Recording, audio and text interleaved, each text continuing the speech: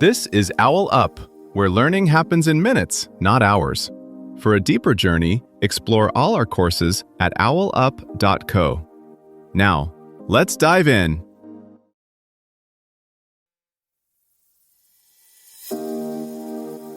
Welcome to Chapter 1 of our series, How the Internet Actually Works, the Hidden Infrastructure.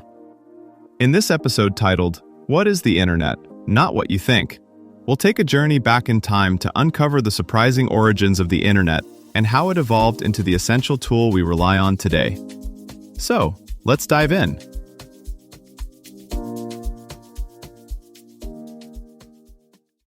Right now, as you listen, your voice could be bouncing through the ocean. Not in a poetic way, literally racing along glass-thin threads under the sea. Here's the twist. No one owns the internet that carries it, because there is no single thing to own. You interact with this thing every few seconds, scrolling, streaming, sending, but almost never meet the people who actually make it possible. Not tech CEOs, but the quiet cast in the background. The engineer deciding where a cable should surface on a remote beach, the local provider arguing for a new link to a rural town, the standards nerd debating one tiny rule that changes how fast a video loads worldwide. Behind every Wi-Fi is down moment is a chain of decisions, contracts, and physical repairs. Storms knock out sea cables, operators reroute traffic in minutes. Governments push for more control, others fight to keep connections open across borders. In this episode, we'll zoom out from your screen and into that messy human layer. Who shapes the network you rely on, why their incentives matter, and how those hidden choices decide which futures stay possible and which quietly disappear. Think of the network like a city that never finished its master plan. New districts get bolted on wherever land, money, and politics allow. Some neighborhoods are brightly lit with blazing fast links. Others are cul-de-sacs where a single broken line strands everyone. Quiet agreements decide whose traffic gets a fast lane and whose crawls during peak hours. Standards bodies meet for years to tweak one rule. A single telecom merger can reshape what routes are profitable overnight. In between, activists, regulators, and startups keep trying to reopen doors that quietly slid shut. Most people first meet the internet through a glowing rectangle, a browser tab, a streaming app, a chat window. It feels like one seamless place because the seams are deliberately hidden.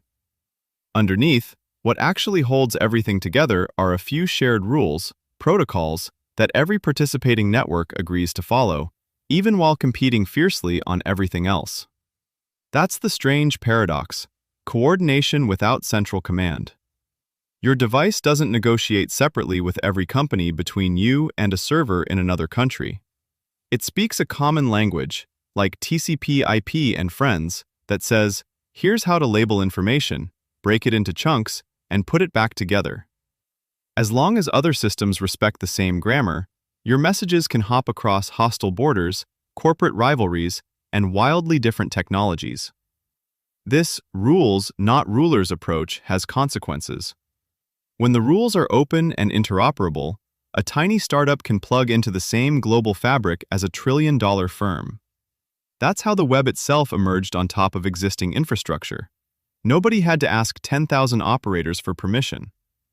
But when rules get extended, bent, or quietly replaced by proprietary apps, private app stores, or locked-down devices, the pathway for new ideas narrows. You can see this tension in small design decisions. Does a messaging app use open standards so others can interconnect, or does it build its own silo? Does a video service optimize only for its own traffic, or cooperate on shared protocols that benefit everyone? These choices sound abstract, yet they decide whether your future online life feels more like walking through a city of many streets or being funneled through a handful of private malls. A subtle shift is happening. More of what you do online happens inside tightly controlled platforms that simulate the wider network while quietly redefining the rules. It's like a hospital cafeteria that looks public, but only accepts one company's health card. You're still online, but fewer actors get to shape what that means, and fewer alternatives can even reach you.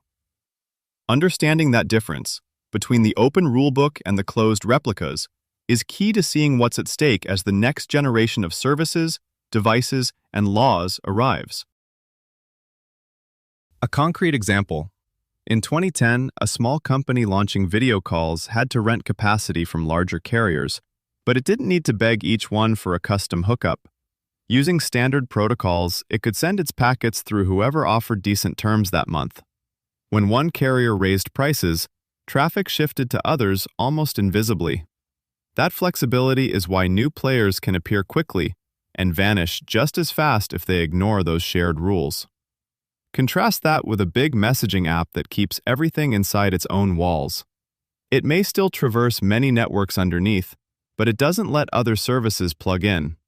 A local nonprofit building a crisis helpline app can't automatically reach those users, even if both run on the same phones in the same town. In medicine terms, it's the gap between a vaccine formula anyone can manufacture and a treatment locked behind a single supplier. Both save lives, but only one lets many actors respond when demand suddenly spikes. As more everyday objects quietly gain connections, cars, door locks, medical implants, the stakes of subtle rule changes grow. A tweak that once only shaped which videos load faster could now decide whose ambulance data arrives on time. Think of it less like rearranging apps on a phone, more like redrawing road priorities in a city at night. Most people won't see the blueprints, but they'll feel the effects when something suddenly can't get through. Your challenge this week: whenever something just loads, pause and ask yourself, whose rules decided that? Trace one step deeper than the app. Look up the company, the country, the terms of service. Over time, a pattern appears, like seeing which chefs quietly control the menu in a city where you thought every kitchen cooked freely. This was OwlUp, your daily step forward. To keep learning with structured courses and more insights, go to owlup.co. Until tomorrow!